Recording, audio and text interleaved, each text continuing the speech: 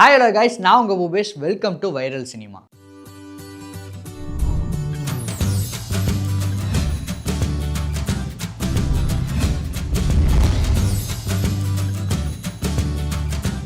இன்றைக்கி first news என்ன அப்படின்னு பார்த்தீங்கன்னா, நம்ம விஷ்ணு விஷால் சார் நடித்த ஆரியன் படம் நாளைக்கு ரிலீஸ் ஆக போகுதுங்க. இந்த படத்துக்கான ப்ரொமோஷனில் நம்ம விஷ்ணு விஷால் சார் ரொம்ப தீவிரமாக ஈடுபட்டிருக்காரு அப்படின்னு சொல்லலாம். அவர் பார்த்தீங்கன்னா நிறைய இன்டர்வியூ அட்டன் பண்ணிட்டு இருக்காரு, நிறைய ஈவெண்ட் அட்டன் பண்ணிட்டு இருக்காரு.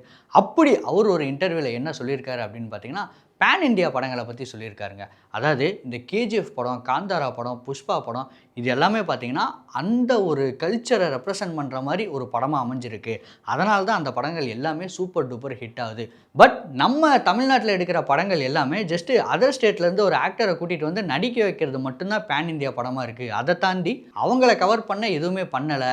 ஸோ நம்ம வந்து மண் சார்ந்த படங்கள் எடுக்கணும். அதுவும் முக்கியமாக நம்ம தமிழ்நாட்டை ரெப்ரசன்ட் பண்ணுற மாதிரி, நம்ம தமிழ்நாடு கல்ச்சரை ரெப்ரசன்ட் பண்ணுற மாதிரி படங்கள்லாம் எடுத்தால் மட்டும்தான் அந்த படங்கள் சூப்பர் டூப்பர் ஹிட் ஆகும். ஸோ தமிழ்நாட்டில் இந்த மாதிரி கல்ச்சரை ரெப்ரசன்ட் பண்ணுற மாதிரி முக்கியமாக நம்ம கேஜிஎஃப், காந்தாரா இந்த மாதிரியான படங்கள் வரும்போது தான் நம்ம தமிழ்நாட்டிலே ஒரு ப்ராப்பர் பேன் இந்தியா படம் ரிலீஸ் ஆகும் அப்படிங்கிற மாதிரி அவரோட ஒப்பீனியன் சொல்லியிருக்காரு. அண்ட் அது மட்டும் இல்லாமல் இன்னொரு முக்கியமான இன்ஃபர்மேஷன் கூட சொல்லியிருக்காருங்க. என்ன அப்படின்னு பார்த்தீங்கன்னா, நம்ம சவுத் இந்தியாவோட ஃபஸ்ட்டு சூப்பர் ஹீரோ மூவி நான் தான் டைரக்ட் பண்ணணும்னு சொல்லிட்டு நான் ரொம்ப ஆவலாக இருந்தேன். பட் அதுக்குள்ளே நிறைய படங்கள் வந்துருச்சு அப்படிங்கிற மாதிரி சொல்லியிருக்காருங்க. அது என்ன அப்படின்னு பார்த்தீங்கன்னா, மின்னல் முரளி படம், அப்புறம் ரீசெண்டாக ரிலீஸ் ஆன லோகா படம், இதெல்லாம் வந்து ரிலீஸ் ஆயிடுச்சு. பட் ஆனாலுமே நான் என்னோட ஃபஸ்ட்டு சூப்பர் ஹீரோ சப்ஜெக்ட் மூவிக்கு நான் ரொம்ப வெயிட் பண்ணிகிட்டு இருக்கேன், ரொம்ப ஆவலாக இருக்கேன் அப்படிங்கிற மாதிரி சொல்லியிருக்காரு. அது மட்டும் இல்லாமல் அந்த படத்தை நான் தான் டைரக்ட் பண்ணும் அப்படிங்கிற மாதிரி அவர் வந்து சொல்லியிருக்காருங்க. ஸோ சீக்கிரமாகவே நம்ம விஷ்ணு விஷால் சாரோட டைரக்ஷனில் வரப்போகிற சூப்பர் ஹிட் மூவி, அதாவது சூப்பர் ஹீரோ மூவியை வந்து நம்ம பார்க்க போகிறோம். அடுத்த நியூஸ் யாரை பற்றி அப்படின்னு பார்த்தீங்கன்னா, நம்ம மாரி செல்வராஜ் அவரை பற்றி தாங்க. அதாவது அவர் டைரக்ட் பண்ண பைசன் படம் இப்போ ரீசெண்டாக தீபாவளிக்கு ரிலீஸ் ஆகி சூப்பர் டூப்பர் ஹிட் ஆச்சுங்க. பயங்கரமான பாசிட்டிவ் ரெஸ்பான்ஸாக இருந்தது. எல்லாருமே இந்த படத்தை ரொம்ப சூப்பராக பாராட்டியிருந்தாங்க. அந்த வகையில் இப்போ இந்த படத்தை யார் பாராட்டியிருக்காரு அப்படின்னு பார்த்தீங்கன்னா, மணிரத்னம் சார் அவர் வந்து இந்த படத்தை வந்து பாராட்டியிருக்காருங்க. என்ன சொல்லியிருக்காரு அப்படின்னு பார்த்தீங்கன்னா, மாதிரி இப்போ தான் நான் இந்த படத்தை வந்து பார்த்தேன், படம் ரொம்ப சூப்பராக இருக்குது, இந்த படைப்புக்காக நான் வந்து பெருமைப்படுறேன் அப்படிங்கிற மாதிரி நம்ம மாரி செல்வராஜ் சாரை பார்த்து வந்து சொல்லியிருக்காங்க. அது மட்டும் இல்லாமல் இந்த குரல், அதாவது உன்னுடைய குரல் வந்து ரொம்ப முக்கியமானது, இதை நீ எப்பயுமே விடக்கூடாது அப்படிங்கிற மாதிரி வந்து ஒரு பாசிட்டிவ் அப்ரோச்சாக இந்த ஒரு வார்த்தைகளை சொல்லியிருக்காரு. ஒரு லெஜெண்டரி டேரக்டர்கிட்ட இருந்து இந்த மாதிரியான ஒரு பாசிட்டிவ் வேர்ட்ஸ் கிடைக்கிறது வந்து கண்டிப்பாக நம்ம மாரி செல்வராஜ் மாதிரியான ஒரு டேரக்டருக்கு வந்து உத்வேகமாக இருக்கும் அப்படின்னே சொல்லலாம். அடுத்த நியூஸ் நம்ம யாரை பற்றி பார்க்க போகிறோம் அப்படின்னா, நம்ம பசங்க எல்லாருக்குமே ரொம்ப பிடிச்ச ராஷ்மிகா மந்தனா மேம். அவங்க வந்து ஒரு விஷயம் சொல்லியிருக்காங்க. என்ன அப்படின்னு பார்த்தீங்கன்னா, மற்ற ஃபீல்டில் இருக்க மாதிரி நம்ம சினிமா துறையிலுமே மொத்தம் 8 மணி நேரம் அந்த வேலை பார்க்குறது மட்டும்தான் நம்மளும் வந்து ஃபாலோ பண்ணணும்னு நினைக்கிறேன். ஏன் அப்படின்னு பார்த்தீங்கன்னா, மற்ற எல்லா ஃபீல்டுலேயும் 8 மணி நேரம் தான் வேலை செய்கிறாங்க. பட் நம்ம சினிமா ஃபீல்டில் மட்டும்தான் 12 மணி நேரம் இல்லை நைட் ஃபுல்லாக கூட வேலை செய்கிறாங்க. அப்படி வேலை செய்கிறப்போ ஒரு லைட் மேனாக இருக்கட்டும், இல்லை ஒரு அசிஸ்டன்ட் டேரக்டராக இருக்கட்டும், இல்லை ஒரு பெரிய பெரிய டேரக்டரோ இல்லை பெரிய பெரிய ஆக்டராகவோ இருக்கட்டும், அவங்க எல்லாருமே அவங்களோட பர்சனல் ஃபேமிலி லைஃப்பை வந்து அவங்க மிஸ் பண்ணுறாங்க. அது வந்து பார்த்திங்கன்னா கண்டிப்பாக தப்பு. நான் ஏன் இதை சொல்கிறேன் அப்படின்னு பார்த்தீங்கன்னா, ஒருத்தங்க வந்து ஒரு இளமை காலத்தில் தான் வந்து அவங்க ஃபேமிலியோட வந்து குவாலிட்டியான டைமை ஸ்பெண்ட் பண்ண முடியும். அந்த மாதிரி நேரத்தில் வேலைக்கு வந்து ரொம்ப டைம் வந்து கொடுத்துட்டோம் அப்படின்னா இந்த இடத்த வந்து நம்ம மிஸ் பண்ணிடுவோம். அப்படி இருக்கப்போ ஃப்யூச்சரில் வந்து நம்ம அதை நினச்சி ஃபீல் பண்ணுவோம். நான் அந்த தப்பை வந்து பண்ண விரும்பலை. நான் அதனால தான் சொல்கிறேன், நம்ம மற்ற ஃபீல்டில் இருக்க மாதிரி சினிமா ஃபீல்டுலேயும் 8 மணி நேரம் மட்டும்தான் வேலை செய்யணும். ஸோ அதை எப்படியாவது எல்லோரும் கொண்டு வாங்க அப்படிங்கிற மாதிரி நம்ம ராஷ்மிகா மந்தனா மேம் வந்து கேட்டிருக்காங்க. இதை பற்றி நீங்கள் என்ன சொல்கிறீங்க அப்படின்னு கமெண்ட்டில் சொல்லுங்கள். அடுத்த நியூஸ் பார்த்திங்கன்னா, நம்ம செல்வராகவன் சார் அவரை பற்றிங்க. செல்வராகவன் அப்படின்னாலே நம்ம எல்லாருக்கும் ரொம்ப பிடிக்கும். ஏன்னா அவர் எடுத்த படங்களை 7G ரெயின்போ காலனியாக இருக்கட்டும், இல்லை மயக்கம் என்னவாக இருக்கட்டும், இல்லை அவரோட எல்லா படங்களுமே எடுத்துக்கோங்க, நம்ம மக்கள் எல்லாருக்குமே ரொம்ப பிடிக்கும். முக்கியமாக யங்ஸ்டருக்கு, பசங்களுக்கு எல்லாருக்குமே ரொம்ப பிடிச்ச படமாக அவர் வந்து எடுப்பாருங்க.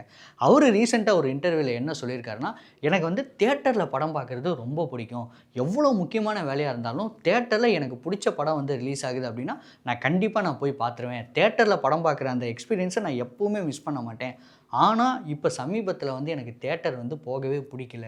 அதுக்கு காரணம் என்னென்னா, நான் தியேட்டருக்கு போகிறப்ப எல்லாருமே 1001 2 படத்தோட அப்டேட்டை கேட்டுக்கிட்டே இருக்காங்க.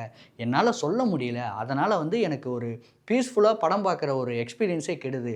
அதனால் நான் தியேட்டருக்கு இப்போ போகிறதே நிறுத்திட்டேன். எனக்கு அந்த விஷயம் கஷ்டமாக இருக்குது. மக்கள் எல்லாருமே அந்த 1001 அப்டேட்டை கேட்காம இருந்தால் நான் வந்து ரொம்ப ஹாப்பியாக இருப்பேன். ஆனால் மக்கள் எல்லோரும் தொடர்ந்து கேட்டுக்கிட்டே இருக்கிறதுனால என்னால் தியேட்டருக்கு போய் நிம்மதியாக படம் பார்க்கவே முடியல அப்படிங்கிற மாதிரி ஒரு ஸ்டேட்மெண்ட் வந்து கொடுத்துருக்காருங்க. ரெமோ, சுல்தான் இந்த படங்களை எடுத்த நம்ம பாக்யராஜ் கண்ணன் இப்போ பென்ஸ் படத்தை டைரக்ட் பண்ணிட்டு இருக்காருங்க. யாரை வச்சு அப்படின்னா அஃப்கோர்ஸ் நம்ம ராகவா லாரன்ஸ் மாஸ்டர் வச்சு தான். அவர் மட்டும் இல்லைங்க, நம்ம நிவின் பாலி அவரும் இந்த படத்தில் இருக்காரு. கேஸ்டிங்காகவே பார்த்தீங்கன்னா நிறைய பேர் இந்த படத்தில் வந்து ஆக்ட் பண்ணிட்டு இருக்காங்க. அண்ட் இந்த படத்தோட ஸ்கிரிப்ட் யார் எழுதியிருக்கா அப்படின்னா நம்ம லோகேஷ் கனகராஜ். ஆமாங்க, இந்த படம் எல்சியூவில் ஒரு பாட்டாக இருக்குது அப்படின்னு கூட ஆல்ரெடி ரிவீல் பண்ணிட்டாங்க. இப்போ இந்த படத்துலேருந்து ஒரு சூப்பரான ஒரு அப்டேட் வந்திருக்குங்க. என்ன அப்படின்னு கேட்டிங்கன்னா, லியோ படத்தில் தாஸ் அண்ட் கோ அப்படின்னு சொல்லிட்டு ஒரு ஃபேக்டரி ஒன்று காட்டுவாங்க இல்லையா, அந்த ஃபேக்டரியில் இப்போ இந்த படத்தோட ஷூட் வந்து நடந்துட்டுருக்கு அப்படிங்கிற மாதிரி ஒரு அப்டேட் ஒன்று வந்திருக்கு. அதாவது என்னென்னா, லியோ படத்தோட ஷூட்டிங் நடந்த லொக்கேஷனில் இந்த படத்தோட ஷூட்டிங் நடக்குது. அப்போது இந்த படத்தில் ஒரு விஜய் சாரோட சீக்வன்ஸ் ஏதாவது ஒன்று வருமோ, இல்லை அட்லீஸ்ட் ஒரு டைலாகாவது வருமோ, இல்லை லியோ படத்துலேருந்து ஏதாவது ஒரு சின்ன சீக்வன்ஸ் ஒன்று வருமோ, மேபி ஹரோல்ட் தாஸாக இருக்கலாம், இல்லை ஆண்டனி தாஸோட சீக்வன்ஸாக இருக்கலாம், இல்லை மேபி அந்த லியோ படத்தோட கிளைமேக்ஸே பார்த்தீங்கன்னா அந்த தாஸ் அண்ட் கோ ஃபேக்ட்ரியில் தான் நடக்கும். இப்போ அந்த படத்தோட ஷூட்டிங்கும் இங்கே தான் நடக்குது, அதாவது பென்ஸ் படத்தோட ஷூட்டிங்கும் இங்கே தான் நடக்குது. அப்படிங்கிறப்போ இந்த படத்துக்குள்ளே எதை வேணால் கொண்டு வரலாம், எதை கொண்டு வர போகிறாங்க அப்படின்னு சொல்லிட்டு ஃபேன்ஸ் எல்லாருமே பயங்கரமாக எக்ஸ்பெக்ட் பண்ணிகிட்டு இருக்காங்க. இதெல்லாம் விட ரொம்ப சூப்பரான விஷயம் என்னன்னா, நம்ம நரேன் இருக்கார் இல்லையா, கைதி படத்துலையும் நடிச்சிருப்பாரு, அண்ட் பார்த்தீங்கன்னா விக்ரம் படத்துலையும் நடிச்சிருப்பாரு.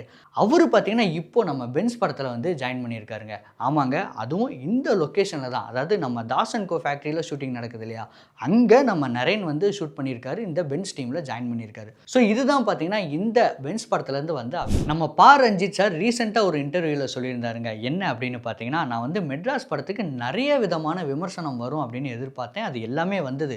பட் நான் எதிர்பார்க்காத ஒரு விமர்சனமும் ஒன்று வந்தது. அது என்ன அப்படின்னு பார்த்தீங்கன்னா, பிற்படுத்தப்பட்ட மக்களில் வந்து யாருமே வெள்ளையாக இருக்க மாட்டாங்க, ஆனால் உங்கள் ஹீரோயின்ஸ் எல்லாமே வெள்ளையாக இருக்காங்களே எப்படி, அதாவது மெட்ராஸ் படத்தில் வர ஹீரோயின் வெள்ளையாக இருக்காங்களே எப்படி அப்படிங்கிற மாதிரி கேள்வி கேட்டாங்க. இந்த கேள்வி கேட்டதுமே எனக்கு வந்து ரொம்ப கோபமாயிடுச்சு. இது எப்படி நீங்கள் கேட்கலாம், முதல்ல எப்படி நீங்கள் ஃபிக்ஸ் ஆகலாம், பிற்படுத்தப்பட்ட மக்களில் இருக்க யாருமே முக்கியமாக பெண்கள் வெள்ளையாக இருக்க மாட்டாங்க, கருப்பாக தான் இருப்பாங்க அப்படின்னு நீங்கள் எப்படி ஃபிக்ஸ் ஆகுறீங்க அப்படின்னு சொல்லி எனக்கு ரொம்ப கோவம் வந்தது.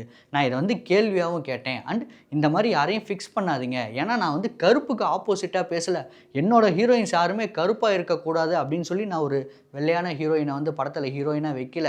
நான் வந்து இந்த விஷயத்தை பிரேக் பண்ணணும்னு நினச்சேன், அதனால தான் என்னோட படத்தில் ஹீரோயின்ஸ் வந்து ஒயிட்டாக இருக்காங்க. அண்ட் அது மட்டும் இல்லாமல் பிற்படுத்தப்பட்ட மக்கள்லேயும் வெள்ளையான பெண்கள் இருக்காங்களே, நீங்கள் அவங்கள யாரையுமே பார்த்ததே இல்லையா, ஏன் இந்த மாதிரியான கேள்வியெல்லாம் கேட்குறீங்க? எப்போவுமே என்னோட படத்தில் இந்த மாதிரியான விஷயங்கள் இருக்கும். அண்ட் முக்கியமாக பெண்களை நான் வந்து போல்டாக காட்டுவேன், எப்பயுமே பலவீனமாக காட்ட மாட்டேன், அந்த வகையில் நான் எப்போவுமே கரெக்டாக இருப்பேன். இந்த கருப்பு வெள்ளை இந்த மாதிரியான விஷயத்தில் தயவு செஞ்சு யாரும் பார்க்காதீங்க, ஃபிக்ஸ் ஆகாதீங்க, பெண்கள் இப்படி தான் இருப்பாங்க இப்படி தான் இருப்பாங்க அப்படின்னு சொல்லி ரொம்ப கோவமாக அந்த இன்டர்வியூ கொடுத்துருப்பாங்க நம்ம பா ரஞ்சித் அவர்கள். நம்ம கேஎஸ் ரவிக்குமார் சார் ரீசெண்டாக ஒரு இன்டர்வியூவில் நம்ம அஜித் சார் பற்றியும் நம்ம ரகுமான் சாரை பற்றியும் ஒரு விஷயம் சொல்லியிருக்காங்க. என்ன அப்படின்னு பார்த்தீங்கன்னா, இவங்க ரெண்டு பேர் மாதிரி ஒரு ஜெம் ஆஃப் தி பர்சன் யாருமே இல்லை, ஒரு ஜென்டில்மேன் யாருமே இல்லை. ஏன் அப்படி நான் சொல்கிறேன் அப்படின்னா, இவங்க எப்போவுமே இவங்களோட வேலையில் கரெக்டாக இருப்பாங்க, ரொம்ப பர்ஃபெக்டாக இருப்பாங்க. அதையும் தாண்டி இன்னொருத்தவங்களோட வேலையில் வந்து தேவையில்லாமல் மூக்க நுழைக்கிறது இந்த மாதிரி விஷயம்லாம் பண்ணவே மாட்டாங்க. அதாவது தேவையில்லாமல் நம்ம இன்னொருத்தவங்களுக்கு பயப்படணும், இன்னொருத்தவங்களுக்கு வந்து நம்ம வணக்கம் வைக்கணும், இந்த மாதிரியான விஷயங்கள் எதுவுமே அவங்க பண்ண மாட்டாங்க. தான் உண்டு தான் வேலை உண்டு அப்படின்னு இருப்பாங்க. அண்ட் அதனால் மட்டுமே தான் இப்போ வரைக்கும் அவங்க ரெண்டு பேரும் லெஜெண்டரியாக இருக்காங்க. அப்படிங்கிற மாதிரி நம்ம கேஎஸ் ரவிக்குமார் சார் நம்ம அஜித் சாரை பற்றியும் நம்ம ரகுமான் சாரை பற்றியும் ரீசெண்டாக ஒரு இன்டர்வியூவில் சொல்லியிருக்காங்க. இப்போ ரீசெண்டாக ஒரு கல்ச்சர் ஒன்று க்ரியேட் ஆகிட்டு இருக்குங்க. என்ன அப்படின்னு பார்த்தீங்கன்னா, ஒரு படம் ஒன்று ரிலீஸ் ஆகி சூப்பர் டூப்பர் ஹிட் ஆகிடுச்சு, நல்ல ஒரு வசூல் வந்து கிடச்சிருச்சு அப்படின்னா அந்த படத்தோட ப்ரொடியூசர் வந்து அந்த படத்தில் நடித்த ஹீரோக்கோ இல்லை டேரக்டருக்கோ ஏதாவது ஒன்று கிஃப்ட் ஒன்று பண்ணுறது. அது மேபி காராக இருக்கலாம், இல்லை ஒரு எக்ஸ்பென்சிவ் வாட்சாக இருக்கலாம், என்ன வேணால் இருக்கலாம். ஒரு மெமரபிள் கிஃப்டாக நம்ம ஒன்று கொடுக்கணும் அப்படிங்கிற மாதிரி ப்ரொடியூசர் சைட்லேருந்து கொடுத்துட்ருக்காங்க. இது பார்த்திங்கன்னா நிறைய படங்களுக்கு வந்து நடந்துகிட்ருக்குங்க. அந்த வகையில் இப்போது ஒரு டேரக்டர் வந்து இந்த மாதிரி ஒரு ப்ரொடியூசர்கிட்ட வந்து கார் வாங்கியிருக்காங்க. யார் அப்படின்னு பார்த்தீங்கன்னா, நம்ம டூரிஸ்ட் ஃபேமிலியோட டேரக்டர் தாங்க அபிஷன் ஜீவந்த். இந்த படம் பார்த்தீங்கன்னா மக்கள் மத்தியில் பெரிய வரவேற்பு வாங்கினுச்சுங்க. இந்த டூரிஸ்ட் ஃபேமிலி படம் பார்த்தீங்கன்னா ஒரு லோ பட்ஜெட்டில் எடுக்கப்பட்ட படம் அப்படின்னே சொல்லாங்க. ஆனால் இந்த படத்தோட கலெக்ஷன் என்ன அப்படின்னு கேட்டிங்கன்னா 90 crore, கிட்டத்தட்ட 100 crore அப்படின்னே சொல்லலாம். ஸோ இந்த படத்தோட பெரிய சக்ஸஸ்க்காக நம்ம ப்ரொடியூசர் மகேஷ் ராஜ் இருக்கார் இல்லையா, அவர் நம்ம டேரக்டர் அபிஷன் ஜீவந்த்க்கு ஒரு கார் ஒன்று ப்ரெசென்ட் பண்ணியிருக்காருங்க. என்ன கார் அப்படின்னு பார்த்தீங்கன்னா BMW கார். ஆமாங்க, இந்த படத்தோட சக்ஸஸ்க்காக நம்ம ப்ரொடியூசர் வந்து டேரக்டருக்கு கிஃப்ட் பண்ணியிருக்காரு. அண்ட் அது மட்டும் இல்லாமல் நம்ம டேரக்டர் அபிஷன் ஜீவந்த் இருக்கார் இல்லையா, அவருக்கு கம்மிங் October 31 மேரேஜ், அந்த மேரேஜ் கிஃப்டாகவும் இந்த ஒரு காரை ப்ரெசென்ட் பண்ணியிருக்காரு. என்னதான் இந்த படம் ரிலீஸ் ஆகி ரொம்ப நாள் ஆகுது, இப்போ இருக்கிற இந்த கிஃப்ட்டை கொடுக்குறாரு அப்படிங்கிற மாதிரி நமக்கு தோணலாம். இப்போ தான் நமக்கு அந்த விஷயம் புரியுது. அவரோட மேரேஜ் கிஃப்ட்டுக்காக அவர் வெயிட் பண்ணி நம்ம ப்ரொடியூசர் சார் வந்து ஒரு மேரேஜ் கிஃப்டாகவும் இந்த விஷயம் இருக்கட்டும் அப்படின்னு சொல்லி காரை வந்து கொடுத்துருக்காரு. ரீசெண்டாக நடந்த ஒரு ஈவெண்ட்டில் நம்ம பாக்யராஜ் சார் டூட் படத்தை பற்றி ஒரு விஷயம் சொல்லியிருக்காருங்க. என்ன அப்படின்னு கேட்டிங்கன்னா, டியூட் படம் வந்து 2K கிட்ஸ்க்கு தான் ரொம்ப பிடிக்கும் அப்படிங்கிற மாரி நெறைய பேர் சொல்லிட்டு இருக்காங்க. ஏன் அப்படி சொல்றீங்க? 2K கிட்ஸ்க்கு வந்து ஒரு எமோஷன் அப்படிங்கிற விஷயம் இல்லையா? 2K கிட்ஸ்க்கு வந்து சென்டிமென்ட் அப்படிங்கிற விஷயம் இல்லையா? 2K கிட்ஸ்க்குமே அப்பா, அம்மாவ ரொம்ப பிடிக்கும். 2K கிட்ஸுமே ப்ராப்பரா லவ் பண்ணுவாங்க. நீங்க ஏன் வந்து டூட் படம் 2K கிட்ஸ் மட்டும் தான் பிடிக்குங்கிற மாரி சொல்றீங்க? 2K கிட்ஸ் மட்டும் தான் இதெல்லாம் பண்ணுவாங்க அப்படிங்கிற மாரி கேள்வி கேட்டிருக்காரு நம்ம பாக்யராஜ் சார். அண்ட் அது மட்டும் இல்லாம 2K கிட்ஸ் இந்த படத்த ரொம்ப சப்போர்ட் பண்ணியிருந்தா, இந்த படம் வந்து இன்னுமே ஹவுஸ்ஃபுல்லா ஓடியிருக்கும். பட் அந்த மாரியெல்லாம் எதுவும் இல்ல. அப்புறம் எப்படி நீங்க வந்து 2K கிட்ஸ் தான் இதெல்லாம் பண்ணுவாங்க அப்படிங்கிற மாரி சொல்றீங்க? அப்படிங்கிற மாரியும் கேள்வி கேட்டிருக்காங்க. அவரோட இந்த ஸ்டேட்மெண்ட்டுக்கு நீங்க என்ன சொல்றீங்க? அப்படிங்கிற உங்க பதில கமெண்ட்ல சொல்லுங்க.